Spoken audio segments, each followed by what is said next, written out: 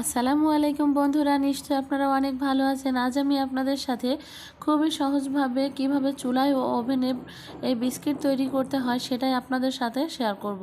খুবই সহজভাবে কিন্তু এই বিস্কিটটা তৈরি করে নিতে পারবেন, আর স্টেপ বাই স্টেপ ফলো করলে আপনাদের বিস্কিটটা হবে এতটাই মুচমুচে।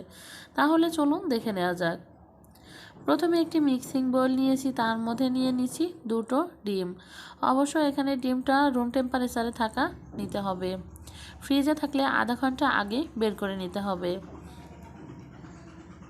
দিয়ে দিলাম সামান্য একটু ভ্যানিলা এসেন্স।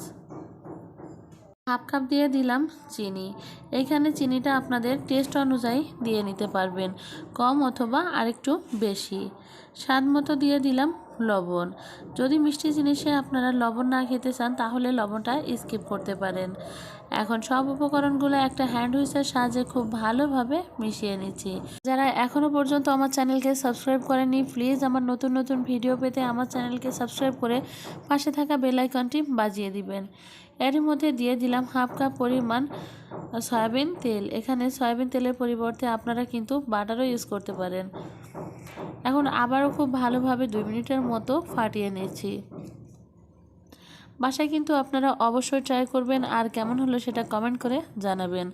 ভালো লাগলে কিন্তু অবশ্যই লাইক দিবেন। এখন এ পর্যায়ে দিয়ে দিলাম 2 কাপ পরিমাণ আটা। এখানে চাইলে আপনারা ময়দা দিয়েও করে নিতে পারেন, কিন্তু সব সময় ঘরে ময়দা থাকে না, সেক্ষেত্রে আটাও দিতে পারেন। দিয়ে দিলাম 10 গ্রাম পরিমাণ বেকিং পাউডার। এখন খুব ভালোভাবে একটা ডো তৈরি করে নিতে হবে। এই ডোটা কিন্তু খুব একটা নরমও হবে না, আবার খুব একটা কিন্তু শক্তও হবে না। দেখতে পাচ্ছেন ডোটা কত সুন্দরভাবে মুথে নেওয়া হয়ে গেছে। এখন অল্প অল্প করে নিচ্ছি আর বিস্কিটের আকার করে বানিয়ে নিচ্ছি। আমি এখানে গোল গোল রাউন্ড করে বানিয়ে নিয়েছি, আপনারা যে কোনো ধরনের শেপ দিয়েও কিন্তু বানিয়ে নিতে পারেন।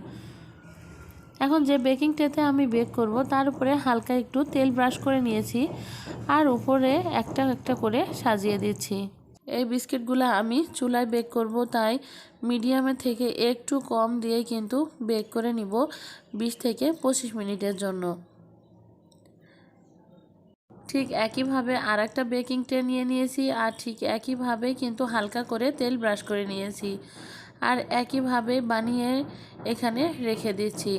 আর এটা আমি ওভেনে বেক করব, তাই 180 ডিগ্রি সেলসিয়াসে 20 মিনিট বেক করে নিব। যেহেতু এটা আমি ওভেনে বেক করব তাই আগে থেকেই 4 মিনিটের জন্য ফ্রিহিট করে রেখেছিলাম। ফিরে আসছি 20 মিনিট পরে। দেখতেই পারছেন মাশাআল্লাহ কালারটা কত সুন্দর এসেছে, আর বিস্কিটটাও কিন্তু খেতে খুবই মুসমুসে। আমি আপনাদের এটা একটা ভেঙে দেখাচ্ছি যে কতটা মুসমুসে। দেখতে যেমন সুন্দর, খেতেও কিন্তু অসম্ভব মজারও। আর বাসায় বানিয়ে যদি এই বিস্কিটটা সংরক্ষণ করে নেওয়া যায় তাহলে অনেক দিন থাকে, আর এটা কিন্তু অনেক হেলদিও। তাই আপনারা বাসায় অবশ্যই ট্রাই করবেন বাচ্চাদের জন্য। আর যেটা আমি চুলায় বেক করেছিলাম সেটাও আপনাদের দেখাচ্ছি। দেখুন এরও কালারটা কিন্তু মাশাআল্লাহ অনেক সুন্দর হয়েছে। আজ এই পর্যন্তই, আবার দেখা হবে নতুন কোনো রেসিপি নিয়ে। আল্লাহ হাফেজ।